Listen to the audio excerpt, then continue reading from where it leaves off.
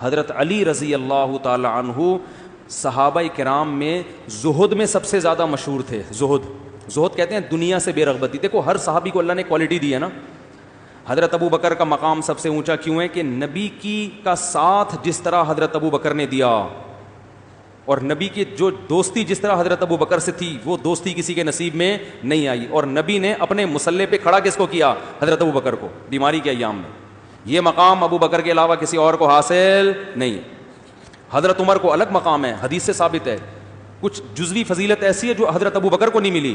آپ صلی اللہ علیہ وسلم نے فرمایا میں نے خواب دیکھا کہ ڈول سے, وہ مشہور حدیث ہے مختصر بتا رہا ہوں, ابو بکر نے پانی نکالا اس میں کچھ ذوف تھا, حضرت عمر نے ایسے کھینچ کے نکالا.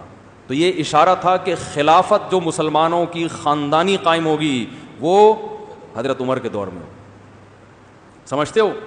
حضرت ابو بکر کے دور میں بھی فتنوں نے سر اٹھائے, حضرت ابو بکر نے ختم کیا, لیکن عمر کے دور میں فتنے میں مجال نہیں تھی کہ وہ بولو بھائی سر اٹھا لے. حضرت ابو بکر کے دور میں فتنوں نے سر اٹھائے, حضرت عثمان کے دور میں, حضرت علی کا تو ابتدا سے آخر تک پورا دور آزمائشوں میں گزرا. حضرت عمر کے دور میں فتنے کو جب پتہ چلا کہ عمر کا دور ہے, اس نے سر اٹھانے سے معذرت کر لی. بھائی ابھی سر اٹھانے کا ٹائم نہیں ہے, اس کو تھوڑا سا ڈیلے کر لو.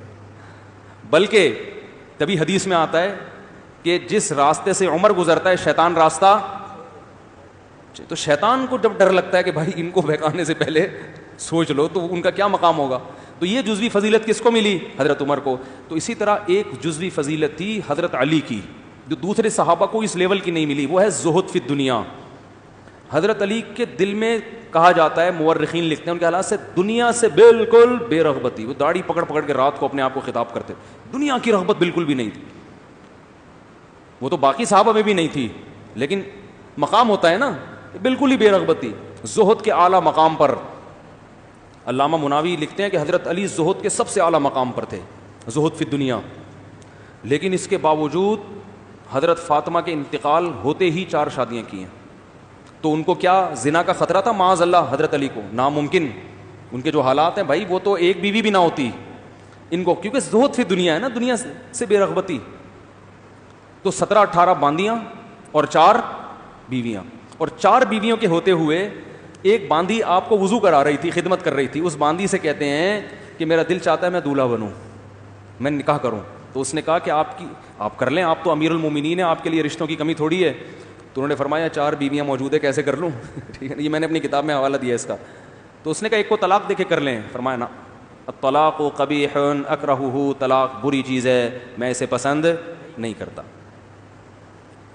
تبھی تو میں نے واقعہ بتایا نا, حضرت حسن نے بہت کثرت سے نکاح کیا, تو حضرت علی نے ممبر پہ چڑھ کے کہا, ممبر پہ جا کے فرمایا کہ یہ بہت کثرت سے طلاق دیتے ہیں, اہل کوفہ اس سے نکاح نہ کرو. تو لوگوں نے کہا کہ ہم نکاح کریں گے, بے شک یہ طلاق دے دیں, کیونکہ ان سے نکاح کے نتیجے میں ہمارا رشتہ محمد صلی اللہ علیہ وسلم سے قائم ہو جاتا ہے. تو حضرت حسن کا یہ الگ کانسیپٹ تھا. اس پہ ایک صاحب نے, مشہور زمانہ فتنہ نے مذاق اڑائی, یہ مفتی صاحب نے جھوٹی روایت پیش کی ہے, مشہور آدمی ہے.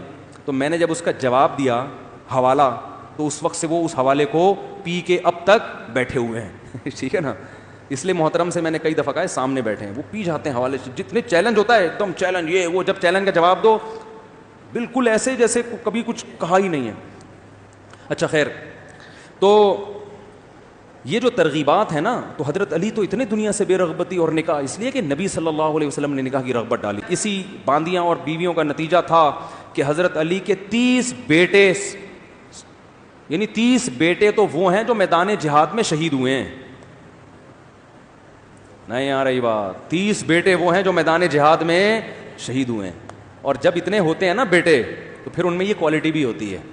2 بچے تو برگر کی طرح پلتے ہیں, ملا منہ وہاں گیا تھا, یعنی برگر. دیکھو نا ابھی جو بچے 2 بچے کس طرح سے پل رہے ہیں. مائیں صبح ناشتے میں 6 مہینے لگا دیتی ہیں, بیٹا یہ کھا لے, بریڈ پہ بریڈ کھائے گا, پاپے کھائے گا, یا اور کیا کیا ہوتا ہے, پراٹھا, پاٹھا کھاؤ گے, ہپا کھاؤ گے, کیا کھاؤ گے, کمبخت کچھ بھی نہیں کھاتا وہ. نہیں یہ بھی نہیں کھاؤں گا, وہ بھی نہیں کھاؤں گا. بڑی مشکل سے آیا, ڈبل روٹی پہ راضی ہوا کہ بریڈ کھاؤں گا. اب بریڈ پہ آپ جیم لگا دیا آپ نے, جیم کیوں لگایا, میں نے تو کہا تھا مکھن, یہ والا کینسل ہو گیا, مکھن لگاؤ اب ان کے لیے. تو اس پہ بھی, خود پہ بھی مکھن لگانا پڑتا ہے اور اس کے لیے بھی مکھن لگانا پڑتا ہے. پھر وہ ڈبل روٹی کے 2-3 پیس بمشکل کھائے گا, پھر ایک آدھ کوفتہ لنچ میں لے کے چلا جائے گا. تو بچے جب زیادہ ہوتے ہیں لڑتے ہیں آپس میں, مائیں پریشان کہ ہائی یہ تو لڑائی کا ایک طوفان کھڑا کیا ہوا, وہ بھائی اس کو لڑنے دو, بچوں کو بیٹے آپس میں لڑتے ہوئے اچھے لگتے ہیں, یہ لڑے گا اس میں کانفیڈینس, ابھی بھائیوں سے لڑ رہا ہے, یہ وہ لڑائی نہیں ہے, یہ تو بچوں کی لڑائی ہے, یہ لڑنے دو, اس میں ان کے اندر برداشت پیدا ہوگی اس لڑائی کے نتیجے میں. سمجھتے ہو, تھوڑے سے بڑے ہونے تو پھر ان کو سکھاؤ کہ کھلانا سیکھو, تو تھوڑی سی تربیت تو کرنی پڑے گی نا. بالکل ہی تربیت سے غافل ہو گئے پھر تو چور ڈاکو ہی بنیں گے, وہ تو ایک بھی چور ڈاکو بنے گا. تو پھر یہ بڑے ہوں گے, پھر میں تو جتنے فیملی والے لوگ ہیں نا جو بہنوں کا خیال رکھ رہے ہیں, بھائیوں کا, وہ اکثر 100% نہیں, اکثر وہی ہے جن کے بہن بھائیوں کی تعداد زیادہ ہے. ان میں پھر یہ ظرف ہوتا ہے, بہنوں کا خیال بھی کرنا ہے, بھائیوں کا خیال بھی کرنا ہے, عید بقرعید پہ اس کے ہاں بھی گوشت پہنچانا ہے, اس کے ہاں بھی گوشت پہنچانا ہے, اس کی بھی دعوت کرنی ہے, یہ سب زندگی ہوتی ہے, اس میں انسان کا ظرف بڑھتا ہے. پھر یہ میدان میں لڑے گا بھی, ٹھیک ہے نا.